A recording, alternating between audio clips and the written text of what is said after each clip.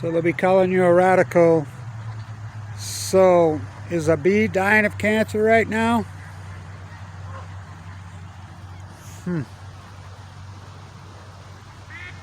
Sure haven't heard a word from him. How about the Russian peninsula? Now did I say, I mean, it's playing out just like Fukushima. So, the Russian Minister of Environment makes a statement. He's almost in tears. We're going to get to the bottom of this. We're going to go after whoever did this, blah, blah, blah, blah. Greenpeace, the fraud of Greenpeace again. Ruled out. It was October 4th, Greenpeace took their readings. October 4th. What's the date today? We're talking 3 weeks later? Nothing? Nada? So, I guess it's going to play out just like Fukushima. And if you see that footage of that massive wash-up, that's everything. Oh my God. It's unbelievable. And it's right next to the Fukushima reactors. Now, my hypothesis is that the core burned through. At least one of the cores. If not all four. And something radically acute happened. Just like we know, the starfish collapse, the salmon collapse. Yet we're nothing. I said it. TAS, provide. State-run media. What do you think the United States is? So, I never seen anything like it. You see the footage. The one really great piece of footage that is out there, you don't have to speak Russian to understand what he said. The first words out of his mouth were Fukushima. It's right next to Fukushima. By the way, so was the earthquake there at Sandpoint. All coincidence. Something obviously caused that nightmare to happen. And we're just going to go mystified, baffled, puzzled, stumped again? Because the Nuclear Energy Crime Syndicate, the world untouchables. By the way, on the other side of Russia, on the Europe side of Russia, remember last year, on 8/8/2019, the SMR blew up, that small nuclear reactor blew up. It killed their 8 lead top nuclear physicist scientists in the entire country. It killed them. Putin come out and said it was a little reactor. I asked John Huntsman right there. I interviewed Huntsman right there. He was the ambassador to Russia there. He was there. I said, John, one of these SMRs we're funding here blew up. Oh, nice. He says, yeah, I'm the one that collected the data. By the way, it's hunting season right here. The Great Salt Lake's right here. They're on these ponds because, well, there is no Great Salt Lake. But I remember years ago, because they used to, they have tags on them, a lot of them. Back when the environmentalist groups used to try to help the animals. I remember a guy I know shot one, and the tag, you could send in the tags. He says, look at this tag, Kevin, at my house. I looked at it, and I says, that's got to be Russian. They travel that far? Oh yeah, they fly fast. They could live to be 35 years old. They mate for life. If they lose one, someone kills their mate, they stay alone for life. They'll fly alone. They'll go per group. But by the way, starfish, same thing, 35 years. So you could send it in back to those days, and sure shit, that's where it came from. It came from the Russian peninsula. It's not as far as you think.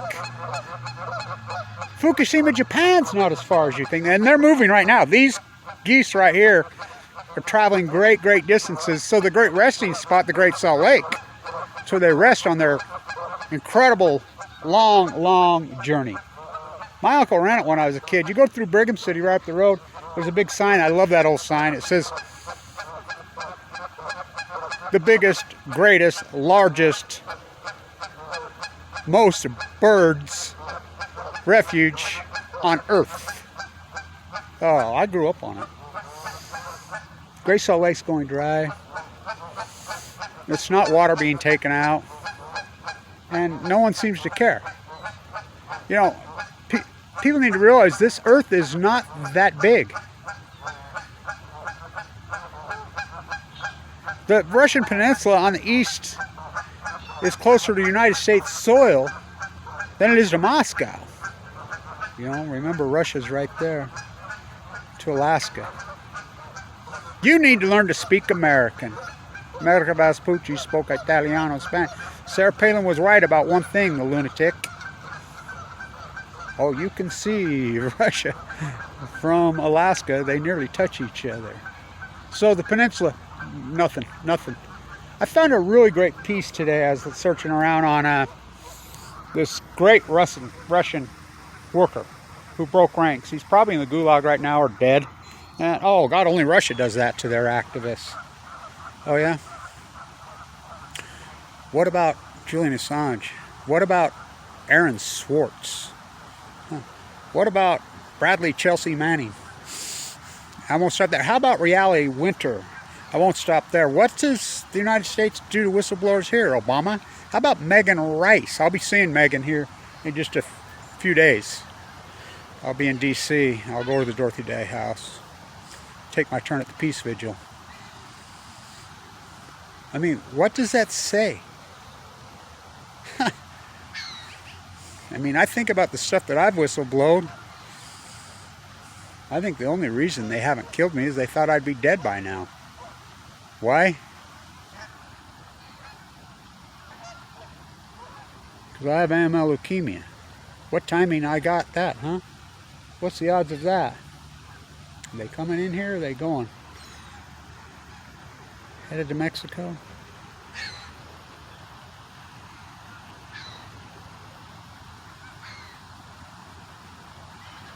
Wow.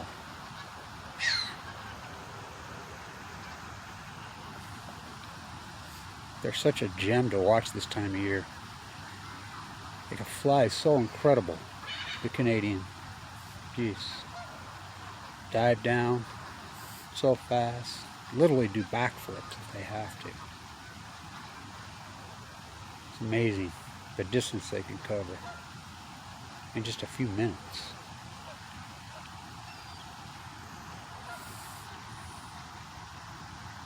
It's not that far away. The sun can give you cancer from 93 million miles away. Bringing star power to Earth. Somebody says, post the links on Kamala Harris's mom. Just Google it. Go to the Wikipedia. Just go to Kamala Harris's Wikipedia page and click on her mom. Mendia. Research PhD. Cancer research PhD.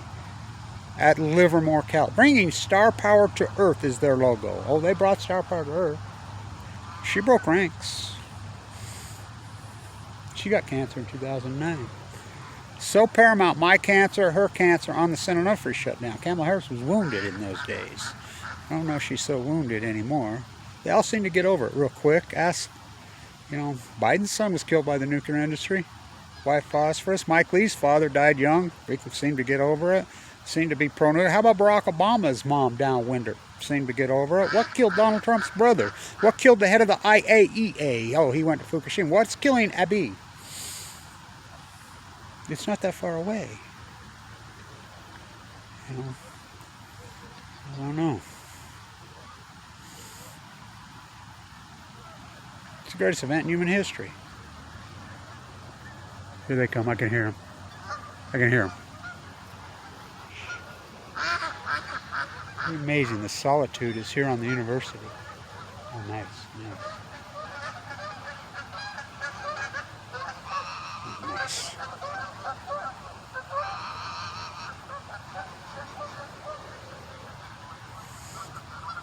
No respect for the animals. Steinbeck. Doc Ricketts. I've done so much work there in Monterey. I hope to be there again this winter. I hope to be in Pacific Beach this winter to do my tide pool work, those beautiful low tides we get vistas at. Remember when him and Doc Ricketts hooked up together?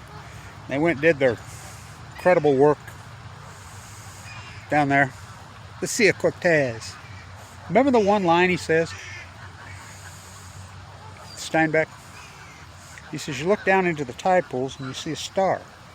Starfish.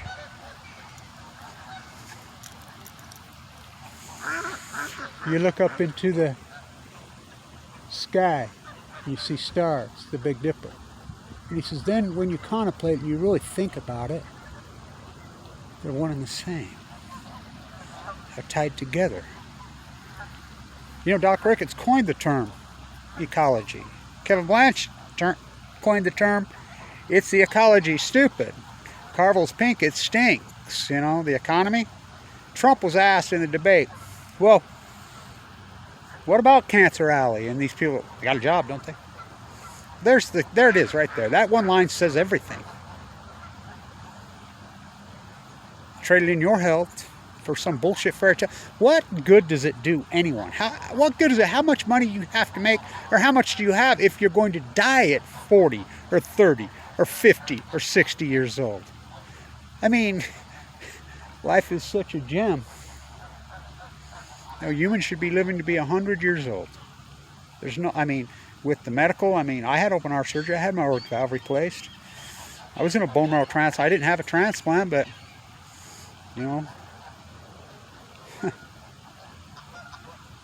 I guess we've forgotten the miracle of living. No correlation with life. What a beautiful day it is, huh? Should we keep it going? See some more on their journey. In the spring sometimes, I got my eyes way, way up in the sky, right in the middle there, right here on the university. You'll see ducks and geese, and you'll look up and they spot this pond. They know they're safe here. There's no hunting. They're smarter than you think. And they will dive bomb from freaking outer space. And just on cue. Here they come. I can hear them. Glad I waited. Here they come. I think. Oh yeah. Oh yeah.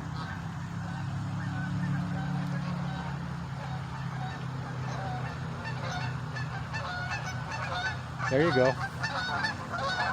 Young one.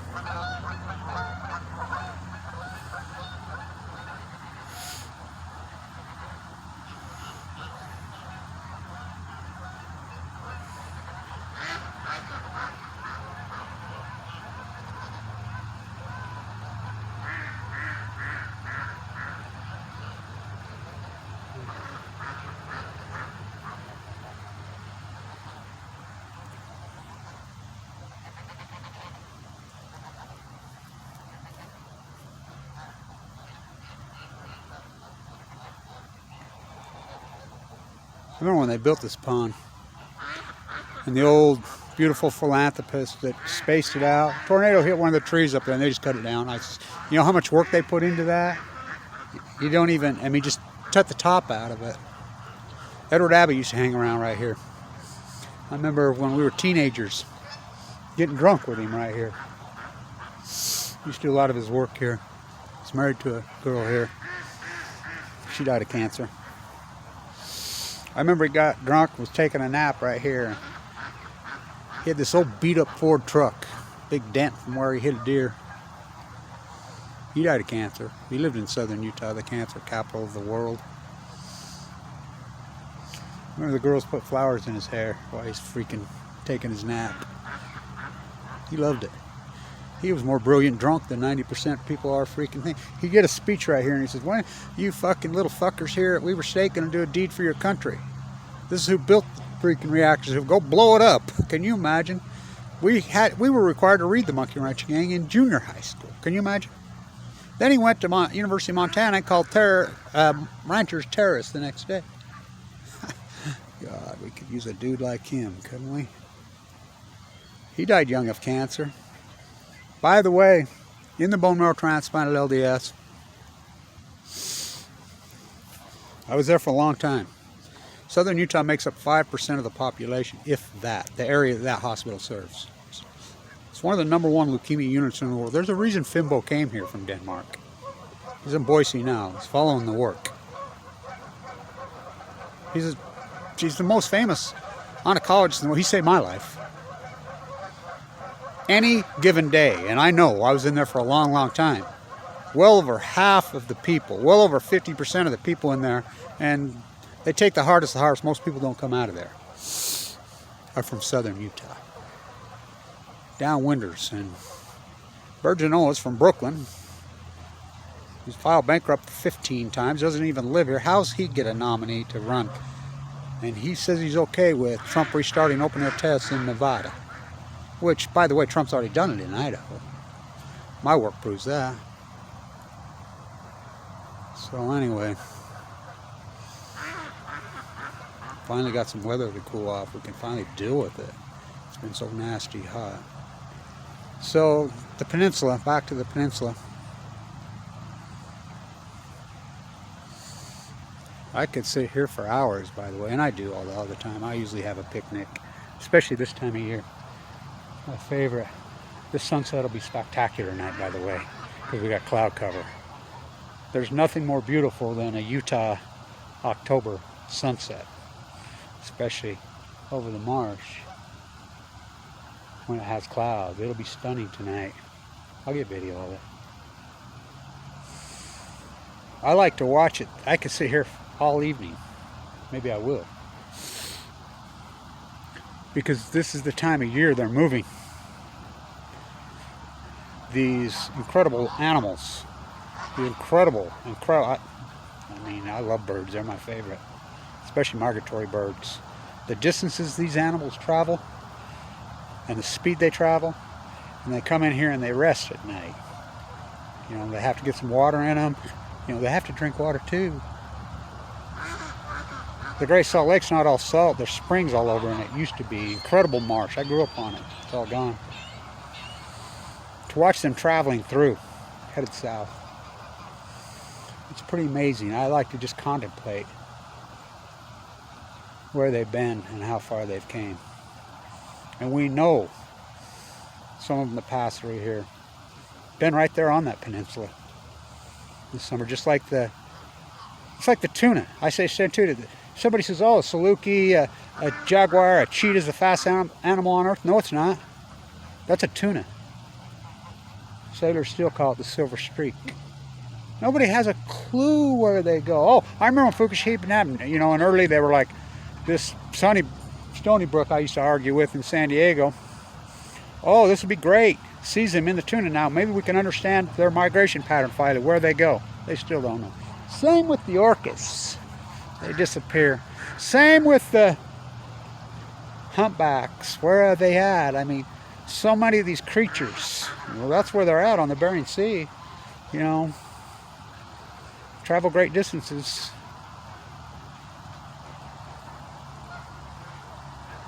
Surf's not that big. It's my uncle, the fighter pilot, who lives in Alaska. That's what he always says. Careful one thing about being a fighter pilot. I learned this planet's not very big.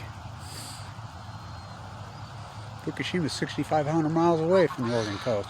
That bridge washed up on Gold Beach at day what? 7? What about the jet stream? What about the ocean current? The fastest rivers on Earth, they're in the ocean. Japanese current? Oh yeah. How about the California current? You're talking the fastest rivers on the face of the Earth.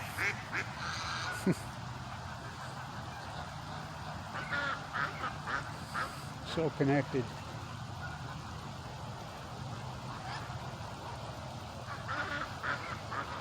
They say that the ice sheet is not freezing this year.